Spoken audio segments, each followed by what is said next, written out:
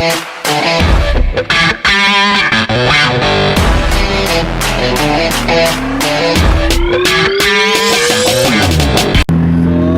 kahika, isang magandang umaga, Friday morning. So magtataka siguro kayo ngayon kung bakit ako naka-face mask, di ba? Kasi dito lang sa Tagaytay, sobrang kapal ng smog. Gawa ng nagwawala na naman yata yung volcano. So kailangan mag-face mask tayo, lalo na sa katulad ko may mga asthma or hika. Kasi masyadong delikado. Sobrang kapal kasi ng smog. Ang sakit sa dibdib. Kaya kailangan naka-face mask ka talaga. Hindi pwedeng hindi ka naka-face mask. Kaya ngayon, itong Friday na to, walang pasok dito sa buong Tagaytay. Almost ano yata ng buong Cavite, walang pasok. Yung mga malalapit sa Volcano. Kasi apektado talaga ng smog. Kaya ngayon, ito, sobrang makulimlim. Akala mo uulan, pero hindi. Gawa lang siya ng Volcano. Bali parang 2 days na siyang ganyan, nagwawala. So nakakatakot, kaya siguro laging ang panlaban lang natin dyan, dasal na sana wag nang pumutok, wag nang tumuloy. Kasi for safety naman para sa lahat. Dasal lang naman talaga makakatulong sa atin sa ngayon pag ganito mga sitwasyon, kasi hindi naman yan kaya ng mga gawa ng tao yan eh. Kumbaga isa sa mga kalamidad dyan, isa sa mga nakakatakot, kasi maraming pwedeng mawala ng trabaho, maraming pwedeng mag-post ng buhay pag pumutok yan anytime. Kaya kailangan sama-sama tayo magdasal na sana huwag pumutok at huwag tumuloy, kasi nakakatakot talaga. I-imagine niyo na lamang na yung sobrang kapal ng alikabok. Kaya yun, nakakatakot ngayon. Andito tayo ngayon sa tapos natapat pa ng palengke. Kaya nag-declare din ng mga LGU ng Cavite na walang pasok. Kasi yung mga bata, kawawa naman kung may pasok pa, baka magkasakit lang yung mga bata, di ba? So yun lang mga kahika, i-update ko na lang uli kayo sa susunod. So time check mga kahika is 9:05 na yata ng umaga. So pagkatapos natin bumiyahe kanina, maagap tayo bumiyahe ng 6 AM bumiyahe na tayo. Kasi Lunes ngayon, maagang pasahero, daming estudyante. So ngayon, ganitong oras kasi, patay na oras to. So habang naghihintay, imbis na pumila tayo doon, maghihintay tayo sa pila, umuwi muna ako para magluto ng lunch. Kasi walang ibang magluluto ngayong araw nito dahil yung asawa ko, puyat. Kasi pumapasok na siya sa panggabi, may trabaho na uli siya. So kailangan kasi namin magtulungan, kailangan namin magsakripisyo. Kaya nagtutulungan kami dalawa, papasok siya sa gabi, pagdating naman ng umaga, pagdating niya, ako naman ang babiyahe, tutulog naman siya. Kasi yun naman dalawang bata, pumapasok sa school. So, uuwi lang ako ganitong oras para magluto, para hakatiran ko ng pagkain mamaya yung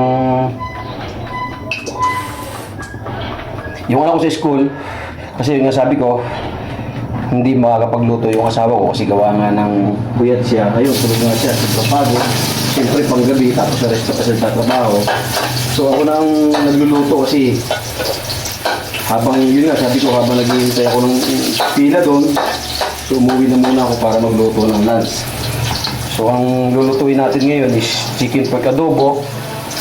Kasi yun ang madaling lutuin eh. Pagkatapos nito, hatira natin ng pagkain yung yung panganay kong anak. Tapos susunduin naman yung isa, si Sophia. Kasi ang labas naman ni Sophia is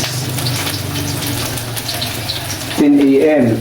So pagkatapos, pag natira na ng pagkain at nasundo na yung si Sophia, so pwede na ulit tayo bumiyahe, kakain lang tayo para dire-diretso na rin biyahe natin. Babalik lang ulit ako mamaya ng mga siguro mga 3 para natira sila ng merienda nila at saka gusto na rin siya.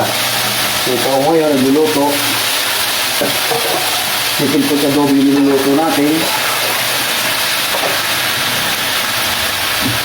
So sa panahon kasi ngayon, hindi hindi na ako yung sila magtatrabaho for practical, dalawa talaga kayo. So malalaki na rin naman yung dalawang bata. Si Seiya at si Sophia. Marunong na rin sila sa umaga, sila na rin nagliligo, hindi ko na rin naabiyad. Ang inaasikaso lang talaga yung maliit. So, yun nga, kailangan talaga parehas kayo magtrabaho kasi sa sobrang mahal ng bilhin, hindi pwedeng aasa lang sa isa. Kaya yung asawa ko kahit nahihirapan, nagsasakripisyo din siya. Sa umaga papasok, sa gabi papasok, sa umaga tutulog naman siya. So mamaya, gigising siguro yan para kumain lang tapos tutulog uli. Tapos sa umaga sa hapon aalis siya sa mga kahika ng 5 PM ang alis niya. Duty sa magdamag. Yun. Kaya pagdating ng umaga, talagang pagod na pagod. Siyempre sa restaurant nagtatrabaho yan. Hindi naman katulad natin na nakakapagpahinga na pag walang pasahero, nakakapagpahinga tayo. Nakakatambay tayo, nakakaidip tayo ng konti sa terminal. So kaya, kumbaga, ako na muna yung gumagawa ng obligasyon dito. Kasi yun nga, nagpapahinga siya. Tapos duty ulit siya mamayang gabi, di ba? So ito mga kahika, nagluluto tayo ito. Ito niluluto ko ngayon. Chicken pork adobo yan. So, titingnan natin, hindi man ako katulad kasi sarap magluto ng asawa ko siguro. Kung pwede na rin kasi makakain na rin naman ang importante, may makain yung mga bata.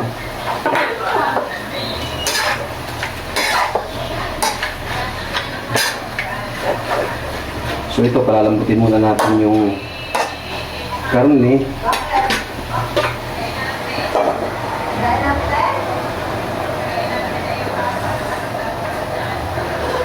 So habang nagpapakulo tayo, maglilig tayo ng konti para masyadong kalat.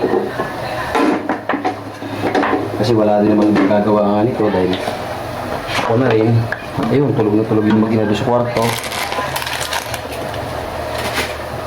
Dapat malinis lagi ang kusina. Kasi importante, kusina malinis. Kusina, CR. Yan importante malinis lagi. Lalo na CR. So yung CR naman kasi, nililinis niya, isasabay na pag naliligo ako sa umaga.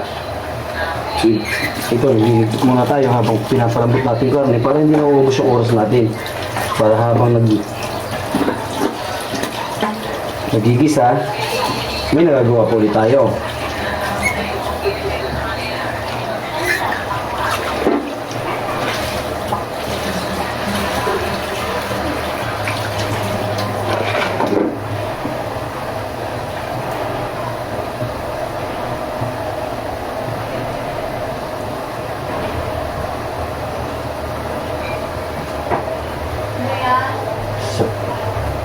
Sa panahon kasi ngayon talaga kailangan magtutulungan kayo.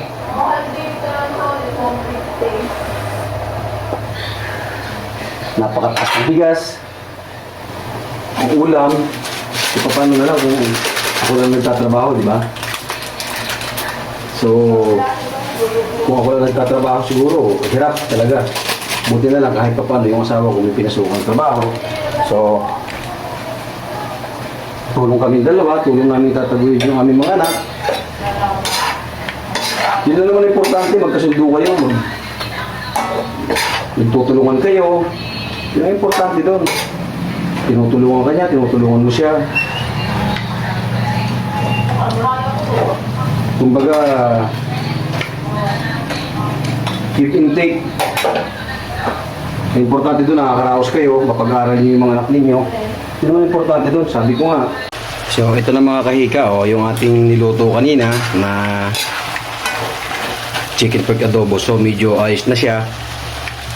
Medyo masarap naman talaga siguro yung kinalabasan. So ang gagawin natin, titikman natin kung talagang masarap.